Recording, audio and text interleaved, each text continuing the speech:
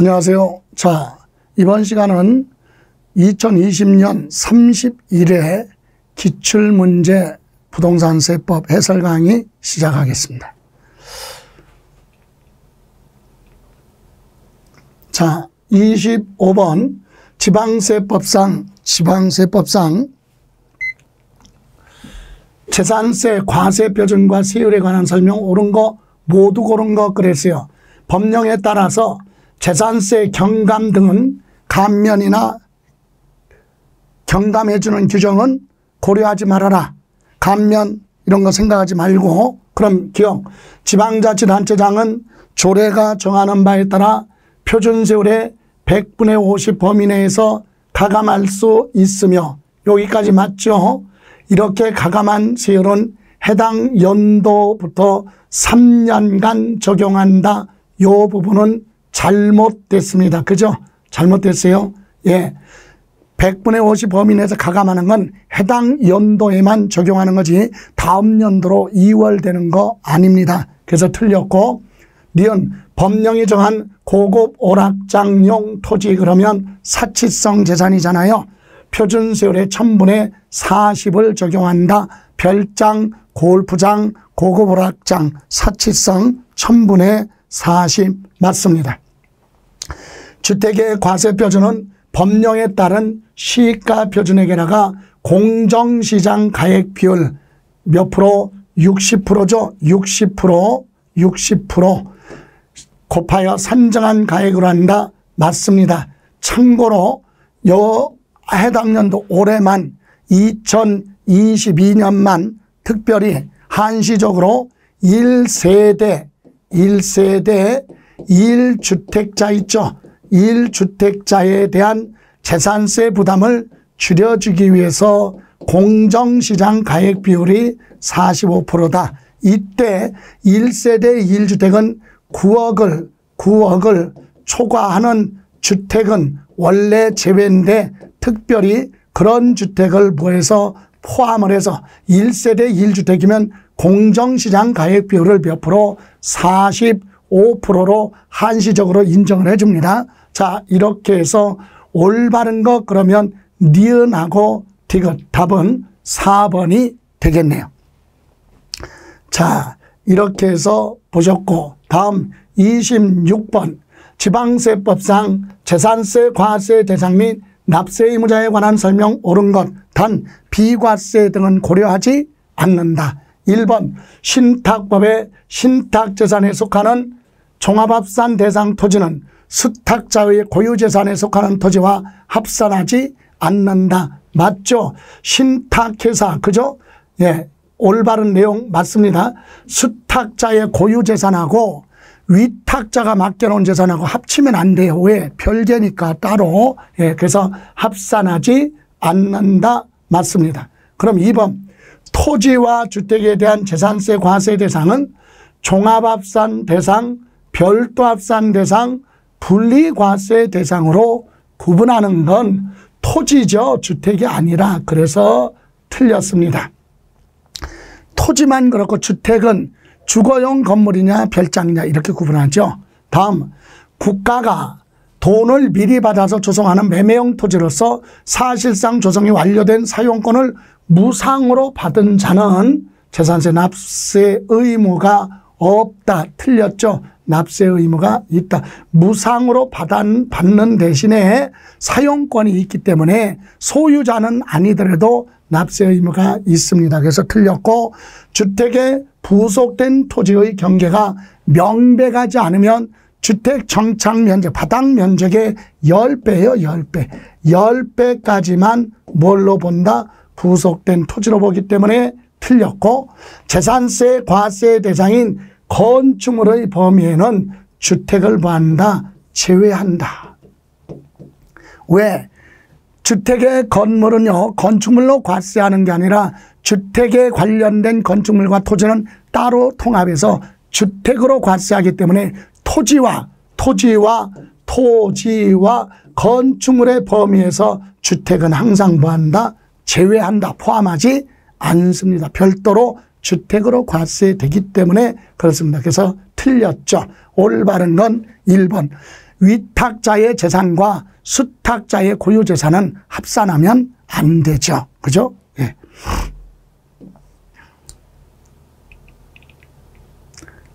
이번에는 27번 지방세법상 재산세 부과징수에 관한 설명 옳은 것 모두 몇 개인가 비과세 등은 고려하지 않는다. 1번 재산세 과세 기준일은 매년 현재 6월 1일로 한다. 맞죠? 6월 1일 날을 우리는 뭐라고 합니까? 납세 의무가 성립이 된다. 그래서 성립 시기 이렇게도 얘기하죠. 다음 두 번째 토지에 대한 재산세 납기는 7월 16일부터 7월 31일 요건 틀렸네요. 토지는 9월 16일부터 9월 30일까지가 고지서에 납기로 되어 있죠. 틀렸고 지방자치단체장은 재산세 납부할 세액이 500만 원 이하인 경우에는 250만 원을 초과하는 금액은 납부기한이 지나고 2개월까지 분할 납부할 수 있다. 맞아요. 250만 원 초과하면 2개월까지 분할 납부되는데 구체적으로 방법은 500만 원 이하일 때는 250만 원은 기본 납부하고 초과 금액만 분납기간에 낼 수 있고 500만 원 초과할 때는 최대 100분의 50 이하의 금액으로 나눠낼 수 있죠. 맞습니다. 재산세는 관할 지방자치단체장이 세액을 산정하여 특별징수 방법 틀렸죠. 그죠? 재산세는 시장 군수가 세액을 결정해서 고지서를 발부하는 걸 뭐라 그래요? 보통 징수의 방법으로 부과징수한다. 이렇게 해서 요건 틀렸네요. 그죠? 예, 그러면 옳은 거 모두 골라라 그랬으니까 기억하고 디귿 두 개네요. 두 개. 그죠? 그래서 답은 3번이 되겠습니다. 다음 28번 소득세법상 거주자의 국내 자산 양도소득세 계산에 대한 설명으로 옳은 것 1번 부동산에 대한 권리 양도로 발생한 양도 차손은 토지와 양도에서 발생한 소득금액에 공제할 수 없다. 틀렸어요. 왜? 토지, 건물, 부동산에 대한 권리, 기타 자산은 이렇게 통합해요. 성격이 같기 때문에 주식은 주식끼리 파생상품은 파생상품. 그러면 주식이나 파생상품이나 신탁수익권을 뺀 토지, 건물, 부동산에 대한 권리, 기타 자산은 여기에서 발생한 이익이나 손실은 여기에서 합치거나 공제를 할 수 있다. 여기서 틀렸어요. 다음 2번 양도일로부터 소급하여 5년 이내 그의 배우자로부터 증여받은 토지의 양도 차익을 계산할 때 증여받은 토지에 대해서 납부했거나 납부할 증여세가 있다면 양도 가액에서 공제할 필요 경비에 산입하지 아니한다 그랬는데 이거 틀렸죠. 산입한다. 필요 경비로 공제받을 수 있다. 증여재산 2월 과세할 때 배우자 직계 존비속으로부터 증여받았을 때 거주자가 납부한 증여세가 있으면 그건 필요 경비로 공제를 해주죠.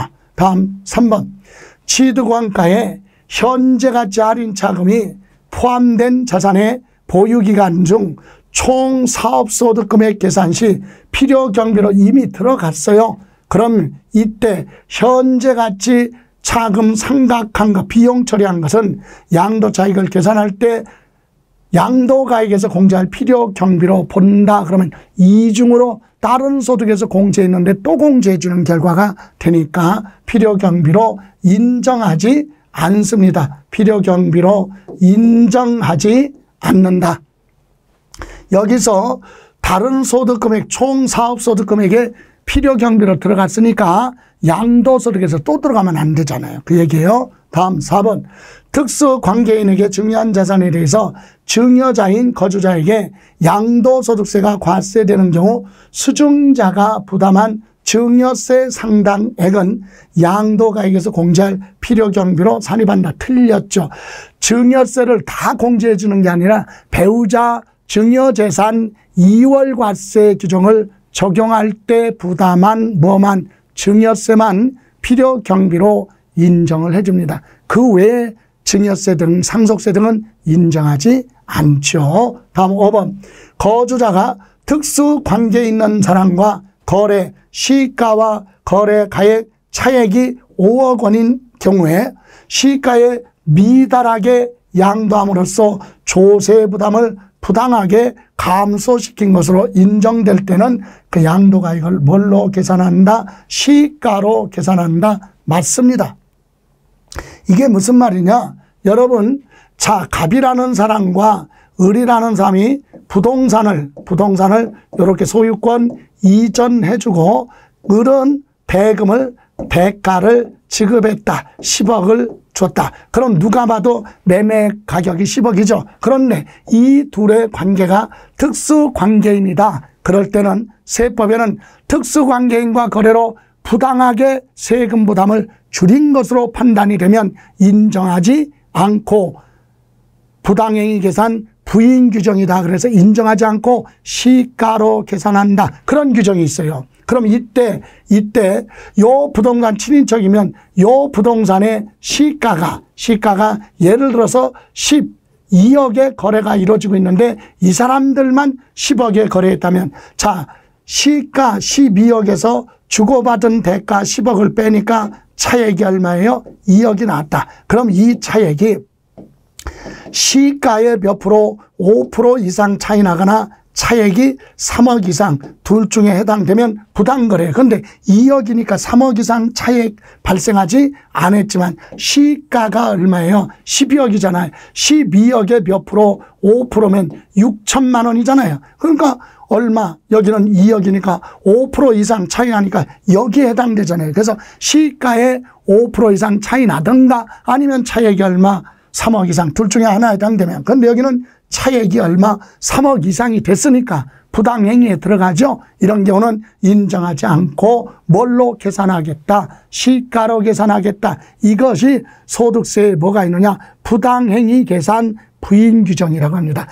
친인척 간에 거래를 하면서 부당하게 가격을 낮춰서 세 부담을 줄인 걸로 판단이 되면 인정하지 않고 시가로 계산을 하겠다. 이렇게 해서 답은 5번이 맞는 지문이 되겠습니다.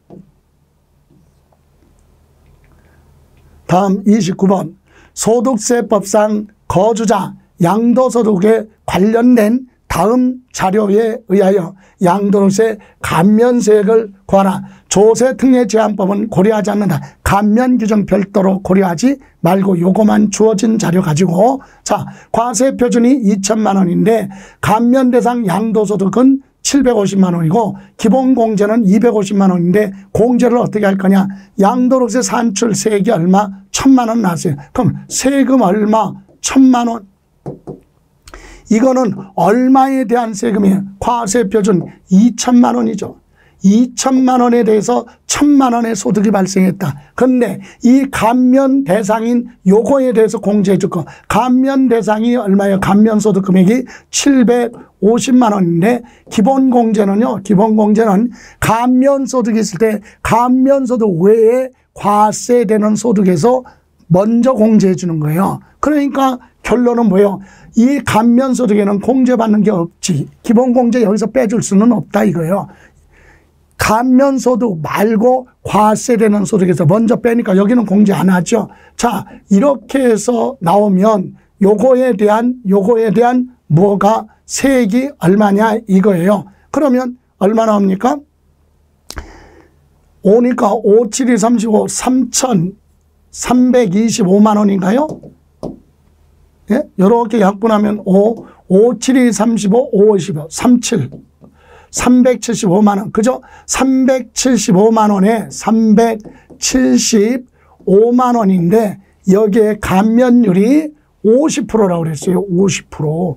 50%면 얼마예요? 355, 357이 355, 57이 35, 55, 187만 5천 원인가요? 187만 5천 원. 이거지요. 감면 소득이. 그래서 다시 한번 정리합니다. 이렇게 정리하는 거예요. 자, 보세요. 자, 전체 양도소득세 산출세액이 1,000만 원. 이거는 전체 2천만 원, 2천만 원에 대한 양도소득세예요. 그러면 거기서 감면소득이, 감면 대상 양도소득 금액 750만 원에는 기본공제를 안 빼주니까 이렇게 되는 거죠. 이렇게.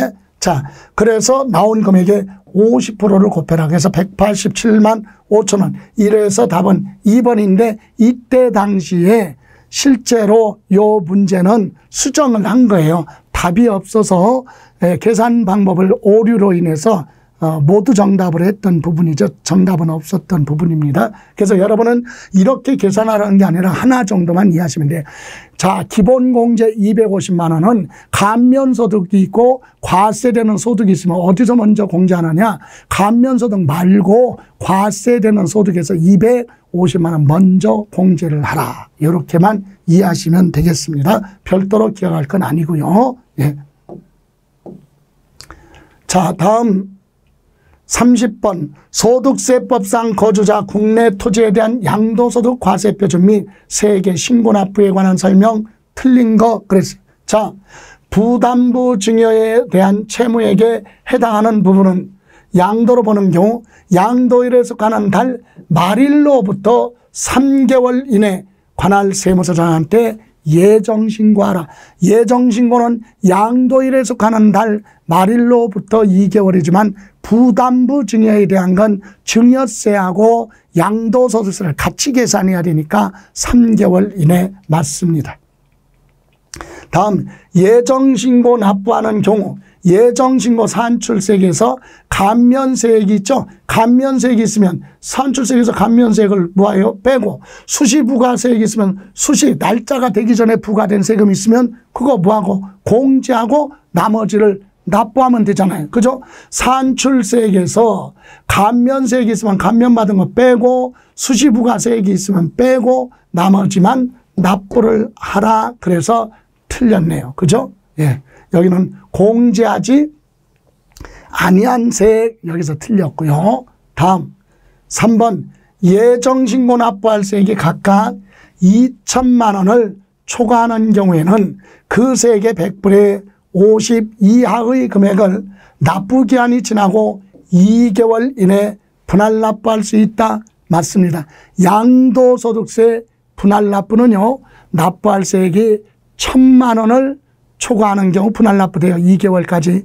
예정신고하면서 분할 납부할 수도 있고 확정신고하면서 분할 납부할 수 있죠. 다만 2천만 원인 이하일 때는 1,000만 원을 초과하는 금액을 분납기간에 낼 수 있고 2천만 원 초과할 때는 최대 100분의 50 이하까지 분할 납부할 수 있다. 그래서 맞습니다.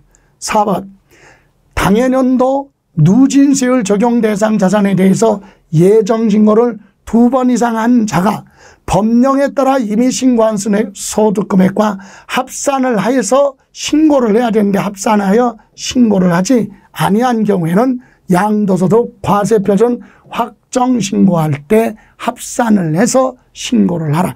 예정신고할 때 합산해서 예정신고했다면 확정신고 안 해도 되지만 2번 이상 누진세율 적용 대상을 양도하면서 합산해서 예정신고 안 했다면 확정신고 기한 내에 합산해서 신고를 하여야 한다. 맞습니다. 양도 차익이 없거나 양도 차손이 발생한 경우 납부할 세액이 없어도 반드시 예정신고는 하여야 합니다. 그죠? 왜요? 내가 계산해 봤더니 나는 납부할 세액이 없는데 그래? 그러면 안 되잖아. 모든 국민은 다 낼 세금이 없는데 그럴 거 아니에요. 그러니까 본인이 계산했어도 올바르게 계산을 했는지 국세청에서는 확인해 봐야 돼. 그래서 양도 차익이 없거나 과세 표준 양도 차손이 발생한 경우도 예정신고는 하라. 반대로 또 확정신고 있죠. 과세 표준이 없거나 또는 결손금이 발생한 경우라도 확정신고는 반드시 하여야 한다. 그죠? 예. 이렇게 해서 틀린 건 2번에서 틀렸습니다. 31. 지방세 기본법 및 지방세법상 용어 정의에 관한 설명 틀린 거. 보통 징수란 지방세를 징수할 때 편의상 징수할 여건이 좋은 자로 하여금 징수하게 하고 세금을 납부하는 것을 말한다. 이건 틀렸죠. 이거는 보통 징수가 아니라 우리 지방세법에 특별 징수가 있어요. 특별 징수, 징수. 자, 예를 들어서 인천항에 대형 수출품 컨테이너 박스를 싣고 입항 출항하는 선박이 있으면 바다가 오염이 되니까 어떻게 그걸 방지하기 위해서 지역자원시설세를 징수하게 되는데, 이때 입항 출항하는 선박이 그거에 대해서 선주가 일일이 이렇게 납부하려면 불편하니까 어떻게 한다? 부두에 근무하는 사람이 인천광역시를 대신해서 출항하거나 입항할 때 컨테이너 1TU당 15,000원씩의 지역자원시설세를 미리 징수 걷었다가 지방자치단체 전달해 주죠. 납부하죠. 그래서 그런 제도를 우리는 특별징수, 국세에서는 그와 같은 개념으로 원천징수라는 게 있죠. 그래서 이건 보통징수가 아니죠. 보통징수는 뭐예요? 과세권자가 과세표준과 세액을 결정을 해서 계산을 해서 납세 의무자한테 고지서 발부하면서 세금 내라 이렇게 부과하는 걸 보통징수라고 하잖아요. 그래서 1번 틀렸고요. 취득세에서 사용하는 용어 중 부동산이란 토지하고 건축물, 허가 여부 따지지 않고 등기 여부 따지지 않습니다. 맞습니다. 세무공무원이란, 세무공무원은 지방자치단체장 또는 지방세 부과 징수에 관한 사무를 위임받은 공무원 등을 우리는 세무공무원 이렇게 얘기하고요.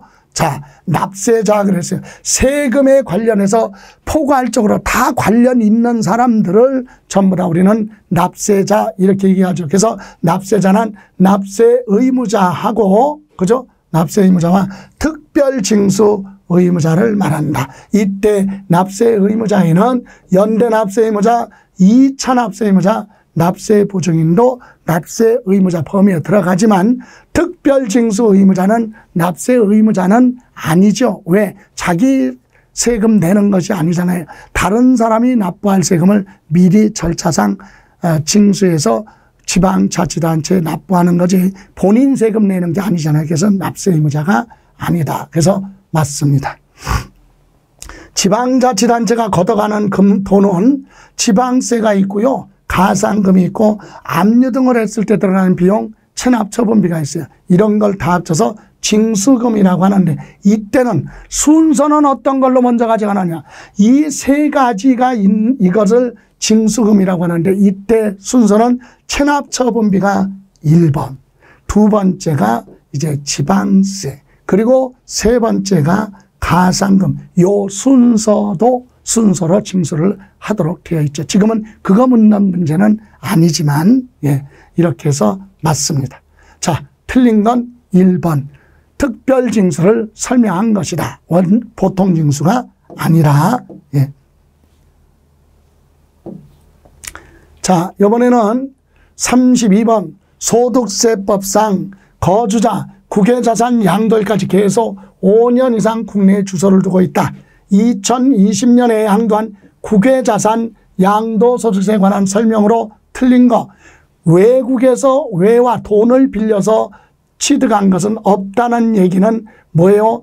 환율 변동으로 발생한 환차익은 없다는 얘기예요. 환율 변동으로 발생한 환차익이 있다면 그것은 양도소득 범위에서 제외되죠. 빼줘야 돼요. 그건 부동산 팔아서 생긴 이익이 아니라 환율 변동으로 발생한 이익이니까 양도소득이 아니잖아요.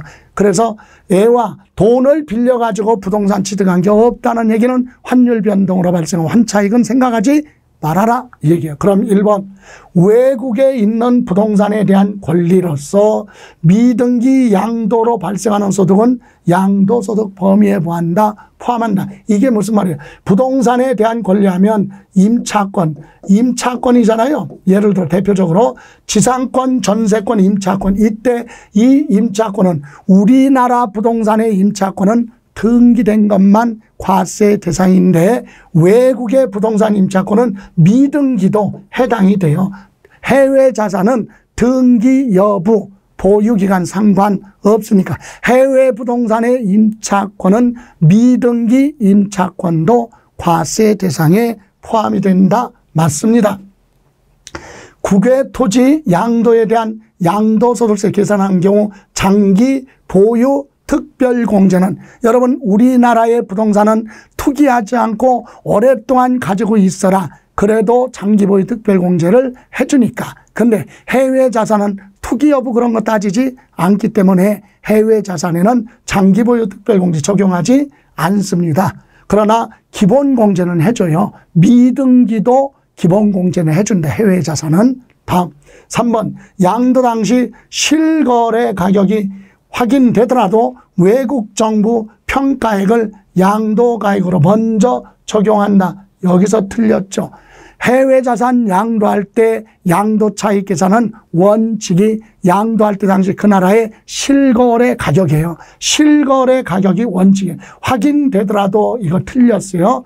예, 양도 가액이 확인되면 당연히 뭘로 가라? 실거래 가격을 원칙으로 한다. 다만 양도할 때 당시 실거래 가격이 불분명하다. 그럴 때는 양도할 때 당시 그 나라의 시가를 반영한 가격으로 계산할 수는 있지만 원칙은 실거래 가격을 적용한다. 그래서 틀렸고요. 4번 해당 과세 기간에 다른 자산 양도가 없는 경우 국외 토지와 양도에 대한 양도소득이 있는 거주자에 대해서는 해당 과세기간의 소득금액에서 연 얼마 250만 원을 공제한다. 해외 자산은 미등기 양도라도 기본공제 250만 원 해줘요. 그런데 장기보유 특별공제는 안 해준다. 그게 큰 특징이에요. 네, 다음 5번 국외 토지 양도소득에 대해서 외국에서 과세하는 경우 법령에 따라서 해외 자산 양도에 대한 양도소득세를 외국에서 납부했거나 납부할 세금이 있다면 우리나라 법에 소득세 계산할 때 어떻게 한다?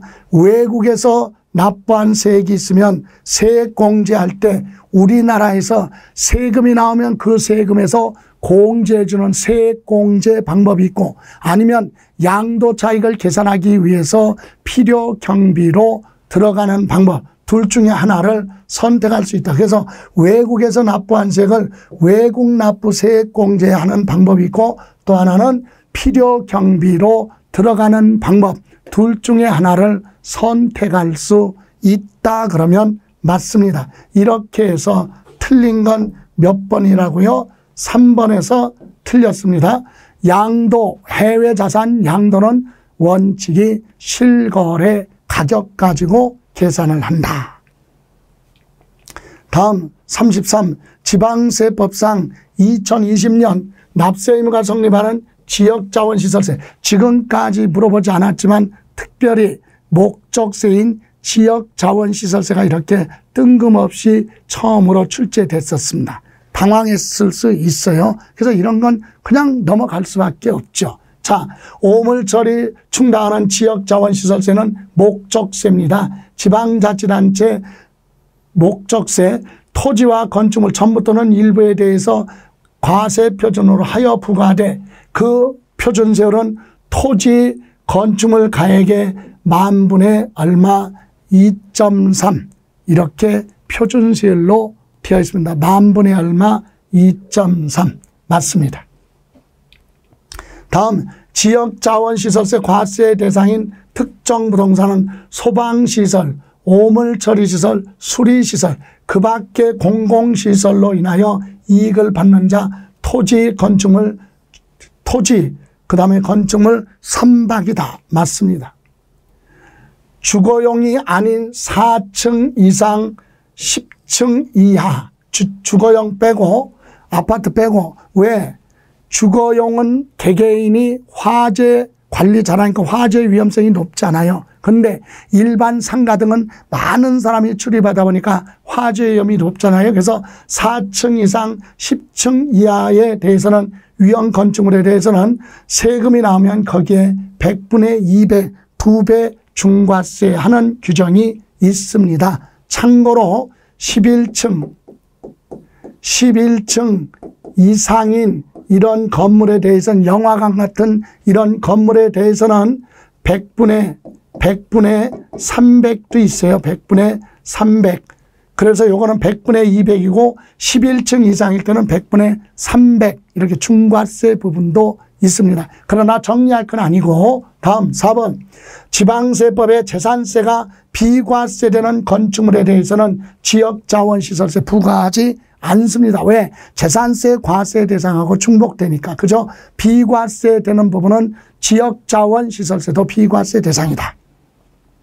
다음 지역자원 지하자원이 과세 대상인 납세지는 광어권이 등록된 토지의 소재지다. 다만 광어권이 등록된 토지가 둘 이상의 지방자치단체에 걸쳐 있으면 광어권이 등록된 토지의 면적 비율로 봐라. 안분 나눠서 계산을 한다. 이거거든요. 그래서 지역자원시설세 요거 문제는 아까 계산 문제와 같이 요것도 버리는 카드다. 이거 다 할 필요는 없어요. 그리고 여러분 이거 푼다고 해서 이걸 다시 정리하거나 그럴 필요는 없다는 얘기예요. 이렇게 출제자가 출제 범위를 벗어나서 세법은 조세 총론천 총괄하는 부분에 대해서 물어볼 수도 있다. 그런 개념이에요. 그래서 정리할 건 아닙니다. 다음 34 소득세법상 거주자 국내 소재 1세대 1주택 고가주택과 그 양도소득세에 관한 설명 틀린 거. 자, 2021년도 취득하고 나서 거기서 거주하고 있던 고가주택을 2022년 5월이니까 1년 정도 가지고 있다가 팔았어요. 그러니까 장기 보유 특별공제 대상이 되지 않는다. 맞잖아요. 3년 보유 안 했으니까 장기 보유 특별공제는 할 수 없잖아요. 그리고 2번 고가주택이란 기준시가 12억을 초과하는 주택을 말한다. 이것도 틀렸죠. 고가주택은 틀렸어요. 왜 틀렸습니까? 실거래 가격이죠. 실거래 가격이 얼마? 12억이에요. 실거래 가격이 12억을 초과할 때 고가주택이라고 한다. 그래서 틀렸고요. 3번 법령에 따른 고가주택에 해당하는 경우 장기보유 특별공제액은 소득세법의 장기보유 특별공제액의 양도가액에서 12억을 차감한 금액이 양도소득에서 차지하는 비율만큼 곱하여 산출한다. 이 얘기는 이겁니다. 일반 장기보유 특별공제가 나오면 공제액이 나오면 곱하기 양도가액에서 12억, 그죠? 12억을 빼 나머지 요것을 고가주택에 대한 장기 보유 특별공제로 하겠다. 그죠? 12억을 뺀 부분에 대한 것만 부분적으로. 그래서 맞습니다. 또 법령에 따른 고가주택의 양도 차익은 이것도요. 일반 무슨 차익? 양도 차익이 나오면 일반 양도 차익을 계산해서 나오면 여기다가 곱하기 실지 양도 가액 있죠. 거기서 양도 가액에서 기본 얼마 12억을 빼라. 이렇게 해서 나온 걸 고가주택에 대한 양도 차익으로 계산하겠다. 이 얘기입니다. 그래서 맞고요. 5번 건축법 시행령의 다가구 주택은 구획된 부분별로 양도하지 않고 하나의 매매 단위로 얘기는 한꺼번에 다 팔면 전체를 주택 하나로 보고 전체를 가지고 실거래 가격 12억을 초과하느냐 안 하느냐에 따라서 고가주택 여부를 판단한다. 그래서 다가구 주택의 경우는 전체를 하나의 주택으로 보고 고가주택 실거래 가격 12억을 초과하느냐 안 하느냐 이렇게 판단을 한다. 맞습니다. 이렇게 해서 틀린 거 고가주택은 실거래 가격 얼마 12억을 초과하는 게 고가주택이다. 35. 지방세법상 부동산 등기에 대한 등록면허세 표준세율로 틀린 것. 단 부동산 등기에 대한 표준세율을 적용하여 산출한 세액이 그 밖에 등기 또는 등록세율하면 6,000원이라는 얘기예요. 이것은 6,000원. 그 밖에 등기세율이 6,000원이 6,000원보다 더 크다고 가정하라. 적다면 이거 답이 다 6,000원이지. 왜? 6,000원이 안 되면 그냥 6,000원이니까. 그래서 6,000원보다 크다고 가정하며 중과세 및 비과세 그리고 지방세 특례 제한법 하면 감면 같은 건 생각하지 말아라 그랬어요. 자, 그러면 부동산 소유권 보존 등기합니다. 그래서 부동산 가액의 1000분의 8 맞죠? 가처분 있잖아요. 가압류 가처분. 이거는 부동산 가액이 아니죠. 채권 금액이에요. 예? 채권 금액. 그래서 2번 틀렸습니다. 채권 금액의 1000분의 2 과세 표준이 틀렸고, 지역권 설정 등기는 요역지 가격을 과세 표준으로 하고 1000분의 2 맞고, 전세권 설정 등기는 전세 금액의 1000분의 2 맞습니다. 상속으로 인하여 소유권 이전할 때는 부동산 가액의 1000분의 얼마? 8. 그죠? 예, 이렇게 해서 가압류, 가처분, 저당권 설정 등기나 경매 신청 등기는 과세 표준을 뭘로 한다? 채권 금액이다. 그래서 요거 틀렸습니다. 36번 지방세법상 취득세에 관한 설명 옳은 거. 국가 외국 정부 취득에 대해서는 취득세 부과한다. 요거 틀렸죠. 왜요? 자, 국가나 지방자치단체, 외국 정부 등이 취득하는 건 취득세 부과하지 않습니다. 비과세. 다음 2번 토지 지목 변경에 따른 취득은 토지의 지목이 사실상 변경된 날 취득한 걸로 본다. 사실상 변경된 날 하면 본인만 알잖아요. 본인이 그러면 안에 신고를 안 하면 알 수가 없잖아요. 그래서 사실상 변경된 날과 공부상이에요. 공부상에 변경된 날 중에서 보한 날 빠른 날로 하기 때문에 틀렸습니다.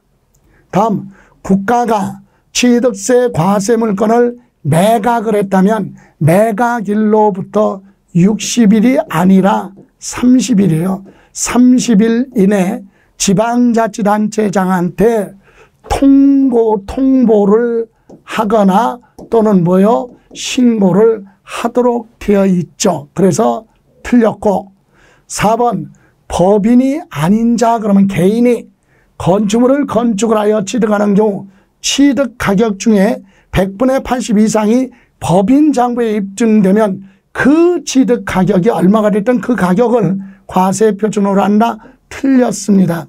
개인이 건축물을 건축하는 경우는 취득 가격 얼마가 됐든 그 취득 가격의 100분의 90이잖아요. 100분의 90 이상이 법인 장부에 입증되면 그 취득 가격 전체를 과세 표준으로 인정해 주기 때문에 80% 틀렸습니다.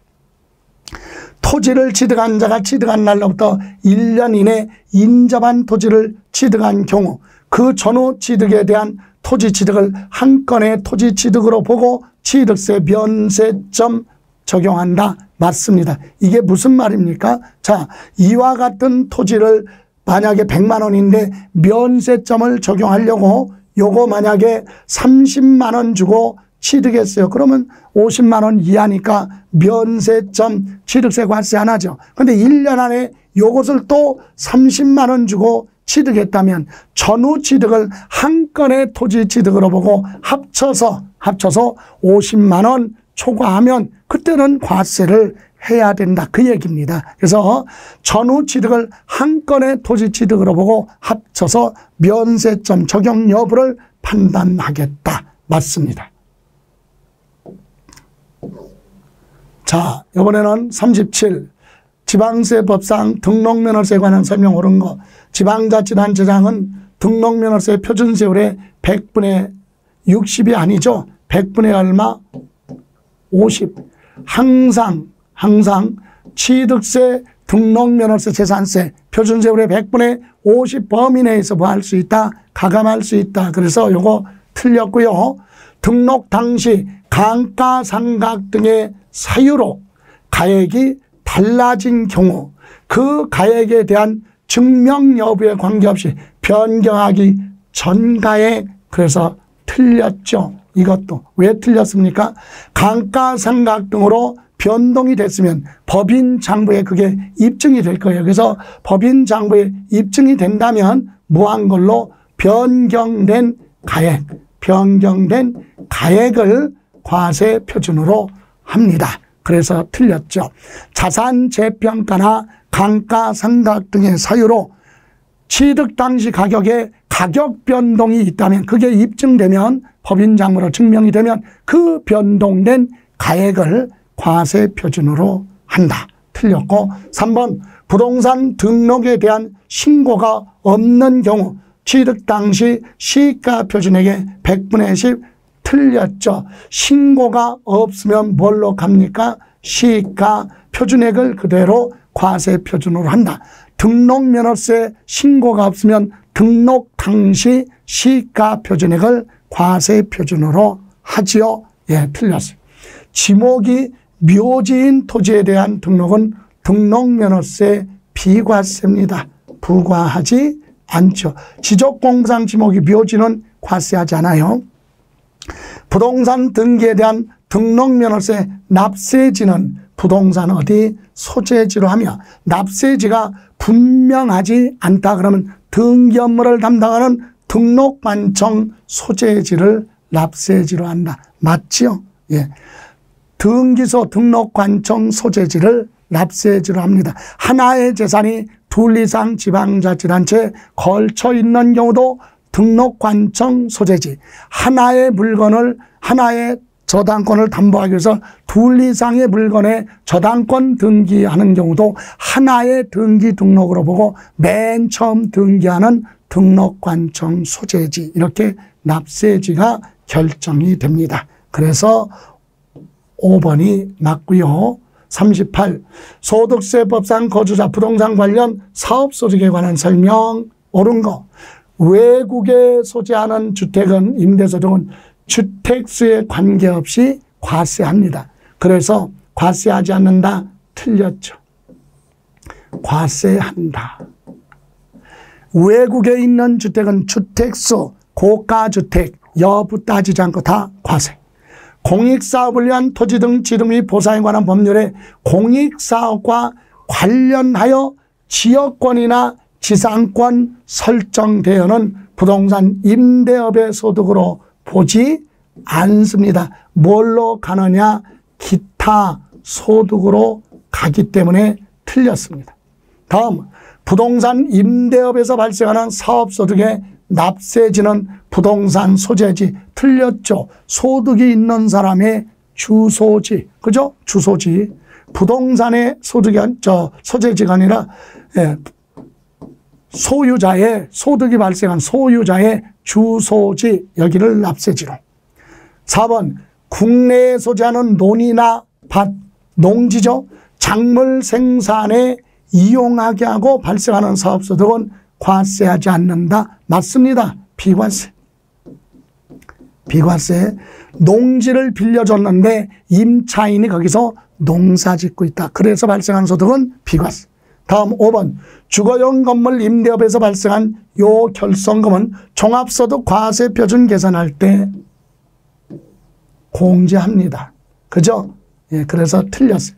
상가 등의 임대업에서 발생한 결성금은 다른 소득에서 공제 안 해주는데 주거용 건물하면 주택임대업에서 발생한 소득만큼은 다른 종합소득에서 공제해 줍니다. 자, 이렇게 해서 올바른 건 몇 번? 4번이 됩니다.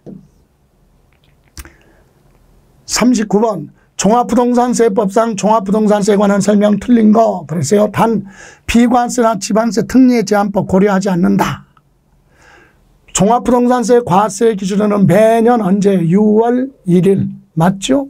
예. 종합부동산세 납세 의무자가 비거주자인 개인의 경우 국내 사업장이 있으면 사업장 소재지인데 없으면 국내 원천소득이 발생하지 않은 요 주택만 가지고 있다면 그 주택의 소재지 여기를 납세지로 한다. 비거주자 맞습니다. 사업장이 있으면 사업장 소재지, 소득이 발생한 거 있으면 소득이 발생한 장소, 그런 것도 아니면 부동산 소재지. 다음 과세 기준일 현재 토지분 재산세 납세 의무자로서 소지하고 있는 종합합산이에요. 종합합산 토지 공시가격 합한 금액이 5억 원을 초과하는 자는 해당 토지에 대해서 종합부동산세 납부할 의무가 있다. 맞죠? 종합합산은 5억을 초과하는 자. 종합합산 대상 토지 재산세로 부과된 세액이 세부담 상한을 적용받는 경우, 상한을 적용받기 전에 세액 아니죠. 상한을 적용한 후 세액. 100분의 150을 초과할 수 없다? 그럼 100분의 150까지만 그 세액을 빼주는 거지 전체 다 공제하는 게 아니잖아요. 그래서 틀렸습니다. 다음, 세무서장은 종합부동산세 징수하고자 할 때 납부고지서의 주택 및 토지를 구분한 과세표준과 세액을 기재해서 납부기간 시작되기 5일 전까지 고지서 발급하라. 맞죠? 예. 틀린 건 4번이 됩니다.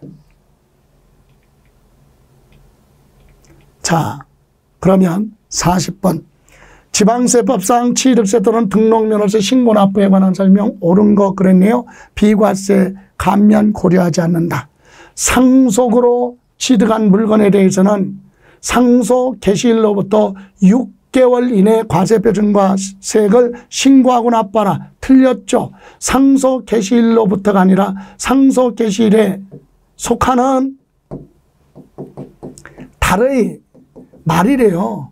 말일로부터, 그죠?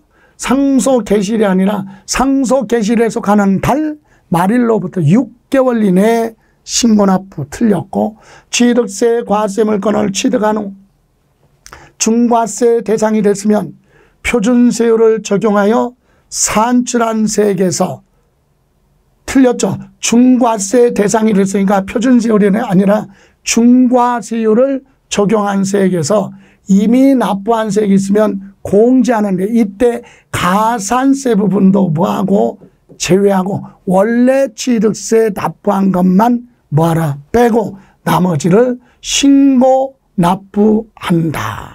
그죠? 여기서 틀렸고, 또 하나는 표준세율을 적용하는 게 아니라 중과세 대상이 됐으니까 중과세율을 적용하여 산출한 세액에서 이미 납부한 세액을 공제할 때 가산세 부분은 빼고 납부한 세금만 공제하고 나머지 추가로 신고납부. 그래서 틀렸습니다.